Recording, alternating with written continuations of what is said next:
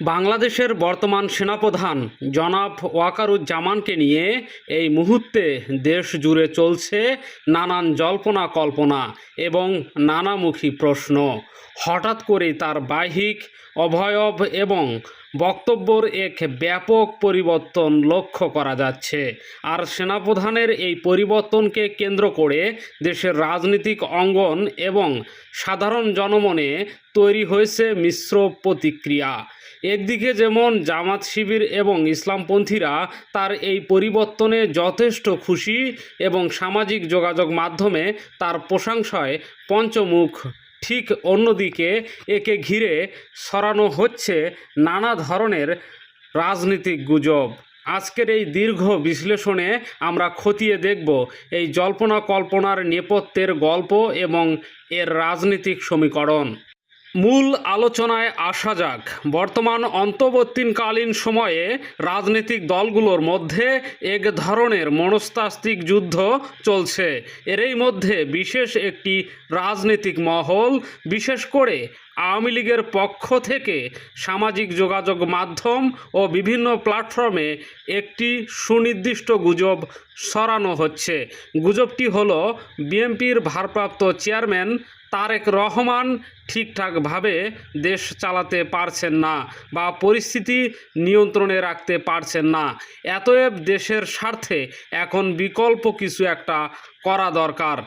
এই প্রচারণার অংশ হিসেবে তারা দাবি করছে, পবিত্র হজের মাসে সম্প্রতি মক্কায় আমিরে জামাত ডক্টর শফিকুর রহমানের সাথে সেনাপ্রধান ওয়াকারুজ্জামানের একটি গোপন বৈঠক অনুষ্ঠিত হয়েছে।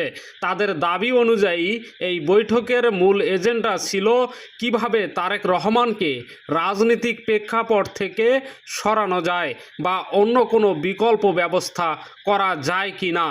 রাজনৈতিক বিশ্লেষকরা স্পষ্ট করেই বলছেন, এগুলো সম্পূর্ণভাবে রাজনৈতিক উদ্দেশ্য প্রণোদিত এবং নিছক গুজব। কিন্তু সাধারণ মানুষের একটি বড় অংশ কেন এই গুজবটিকে বিশ্বাস করছে? কারণ এই গুজবের সাথে কিছু দৃশ্যমান ধর্মীয় সিম্বল বা প্রতীকের মিল খুঁজে পাওয়া যাচ্ছে, যা সাধারণ মানুষের মনে সন্দেহের দানা বাঁধতে সাহায্য করছে। এবার এক নজরে দেখা যাক সেনাপ্রধানের সেই ব্যক্তিগত পরিবর্তনের দিকে। জনাব ওয়াকারুজ্জামানের সামরিক অবসরের সময় ঘনিয়ে আসছে, আর এই সময়টিতে এসে তিনি পবিত্র হজ পালন করেছেন, নিয়মিত নামাজ পড়েছেন এবং মুখে দাড়ি রেখেছেন। অবশ্য নামাজ তিনি আগেও পড়তেন, তবে হজ থেকে ফিরে দাড়ি রাখার পর তার এই অবয়বটি নিয়ে শুরু হয়েছে নতুন বিতর্ক। সমালোচকদের একাংশ, বিশেষ করে আওয়ামীপন্থী অ্যাক্টিভিস্টরা দাবি করেছেন তার এই ছোট ছোট দাড়ি রাখার স্টাইলটি হুবহু জামাত শিবিরের নেতাকর্মীদের মতো। এই বিষয়টি সামনে এনে তারা প্রচার করার চেষ্টা করছেন যে বাংলাদেশ নাকি আফগানিস্তান হয়ে গেছে। এখানেই শেষ নয়, গুজবটিকে আরও ডালপালা মেলাতে সাহায্য করেছে কিছু পুরনো ঘটনা। বিরোধী মহল থেকে বলা হচ্ছে এই সেনাপ্রধান নাকি আসলে একজন জামাতপন্থী সেনাপ্রধান। তিনি ছাত্রজীবন থেকেই পরিচয় গোপন করে শিবির করতেন, এরপর কৌশল হিসেবে একটি নামকরা আওয়ামী পরিবারে বিয়ে করেছেন এবং শেষ পর্যন্ত নিজের অবদমিত জামাতি চেতনা থেকেই শেখ হাসিনার পতন ঘটিয়েছেন। তাদের এই দাবির সপক্ষে তারা শেখ হাসিনা পালিয়ে যাওয়ার ঠিক পরের ঘটনাটি মনে করিয়ে দিচ্ছেন। 5ই আগস্টের পর সেনাপ্রধান যখন সর্বপ্রথম টেলিভিশনের সামনে এসে জাতির উদ্দেশ্যে বক্তব্য দেন, তখন তিনি দেশের রাজনৈতিক দলগুলোর সাথে বৈঠকের কথা উল্লেখ করতে গিয়ে সবার আগে জামাতে ইসলামীর আমিরের নাম উচ্চারণ করেছিলেন। তিনি বলেছিলেন আমিরে জামাতের কথা। সাধারণ জামাত শিবিরের শুভাকাঙ্ক্ষী বা দলীয় লোক ছাড়া সাধারণ কেউ জামাত প্রধানকে এভাবে আমিরে জামাত বলে সম্বোধন করে না। তারা বড়জোর জামাতে আমির বা জামাত চিফ বলেন। এমনকি প্রগতিশীল ধারার অনেক বিশ্লেষক, যেমন শ্রদ্ধেয় গোলাম ভাই, যিনি নিজেই ঘোষণা দিয়েছিলেন যে তিনি আর আমিরে জামাত বলবেন না, বলবেন জামাতি সভাপতি, কিন্তু তিনিও অভ্যাসগত কারণেই মুখ ফসকে বারবার আমিরে জামাতি বলে ফেলেন। তো তৎকালীন সময়ে একটি নিষিদ্ধ দলের আমিরকে সেনাপ্রধান কিভাবে সেনানিবাসে আমন্ত্রণ জানালেন এবং কেনই বা সবার আগে তার নাম নিলেন, এই প্রশ্নগুলো সামনে এনে একটি মহল প্রমাণ করার চেষ্টা করছে যে সেনাপ্রধানের সাথে জামাতের যোগাযোগ আগে থেকেই ছিল এবং মক্কা বৈঠকের গুঞ্জন একেবারে উড়িয়ে দেওয়া যায় না। গুজব সৃষ্টিকারী তাদের অ্যানালজি বা যুক্তিকে আরও জোরালো করতে আরেকটি বিষয় সামনে আনছেন, সেটি হলো সেনাপ্রধানের ইমামতি করা। আমরা বিভিন্ন সময় দেখেছি প্যান্ট শার্ট পরা অবস্থাতেই সেনাপ্রধান ওয়াকারুজ্জামান নামাজের ইমামতি করেছেন, এমনকি বঙ্গভবনে গিয়েও তিনি ইমামতি করেছেন। সমালোচকদের মতে এটি মূলত একটি জামাতি ক্যারেক্টার বা বৈশিষ্ট্য, কারণ জামাতের সাংগঠনিক কাঠামোতে একজন ব্যক্তি ডাক্তার, ইঞ্জিনিয়ার বা আইনজীবী যাই হোক না কেন, তার মধ্যে ধর্মীয় মৌলিক জ্ঞান বা প্রয়োজনে ইমামতি বা জানাজা পড়ানোর যোগ্যতা থাকা বাধ্যতামূলক। সেনাপ্রধানের এই ইমামতির অভ্যাসকে সেই কাঠামোর সাথে তুলনা করে দেশের প্রগতি ও সেকুলার সমাজ প্রচার করছেন যে এই দেশে জঙ্গিবাদের উত্থান হচ্ছে, আর সেই কারণেই নাকি তথাকথিত সেকুলার হাসিনাকে তাড়ানো হয়েছে। ঠিক এই আলোচনার রেশ ধরেই সম্প্রতি দেশের মূলধারার গণমাধ্যমগুলোতে সেনাপ্রধানের একটি বক্তব্য বেশ আলোড়ন সৃষ্টি করেছে। দৈনিক কালবেলা সহ বিভিন্ন পত্রিকায় বড় করে রিপোর্ট এসেছে যে সেনাপ্রধান বলেছেন সামরিক জীবনে ধর্মীয় অনুশাসন মেনে চলার গুরুত্ব অপরিসীম। সামরিক পোশাকে একজন সেনাপ্রধানের মুখ থেকে এই ধরনের বক্তব্য আসার পর চারদিকের গুঞ্জন যেন আরও তীব্র রূপ নিয়েছে। এমনকি বিএনপির ভেতরের একটি অংশও এ নিয়ে চিন্তিত। ঐতিহাসিকভাবেই বিএনপি কখনোই পুরোপুরি সেকুলার দল ছিল না।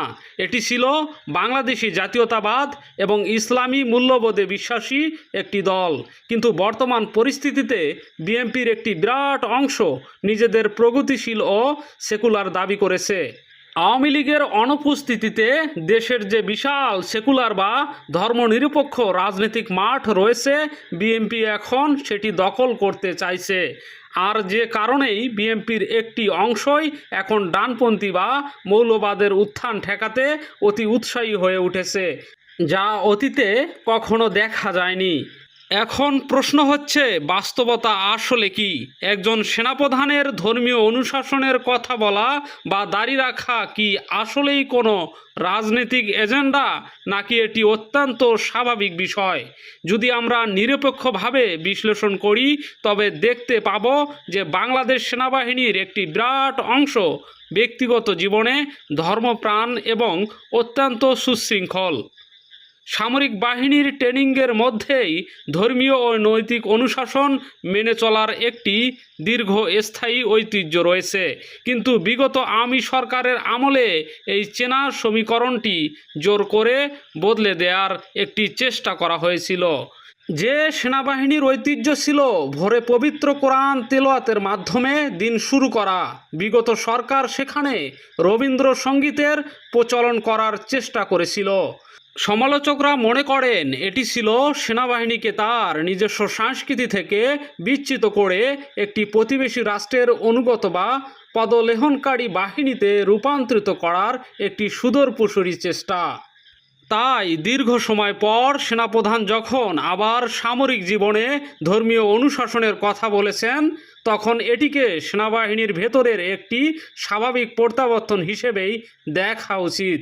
সেনাবাহিনীর কর্মকর্তারা ব্যক্তিগত জীবনে অত্যন্ত সুশৃঙ্খল হন এবং এই সুশৃঙ্খল ও নেশামুক্ত জীবনযাপনের কারণে বয়স বাড়ার সাথে সাথে ধর্মের প্রতি তাদের এক ধরনের স্বাভাবিক আকর্ষণ তৈরি হওয়া অত্যন্ত বাস্তবসম্মত একটি প্রক্রিয়া। জনাব ওয়াকারুজ্জামানের ক্ষেত্রেও আমরা এটিকে একটি স্বাভাবিক ধর্মীয় ও মানসিক পরিবর্তন হিসেবেই ধরে নিতে পারি। তবে রাজনীতির মাঠে কোনো কিছুই যেমন সরল নয়, তেমনি রাষ্ট্রবিজ্ঞানের ছাত্র হিসেবে আমরা কাউকেই একদম সন্দেহের ঊর্ধ্বে রাখতে পারি না।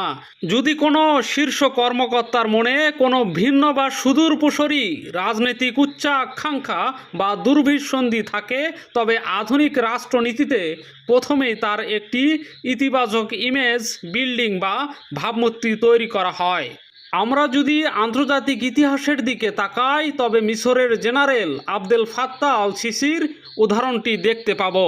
গণতান্ত্রিকভাবে নির্বাচিত মুরসি সরকারকে হটিয়ে ক্ষমতা দখল করার ঠিক আগ মুহূর্তে সিসি নিজেকে একজন পরম ধর্মভীরু মানুষ হিসেবে জাহির করেছিলেন।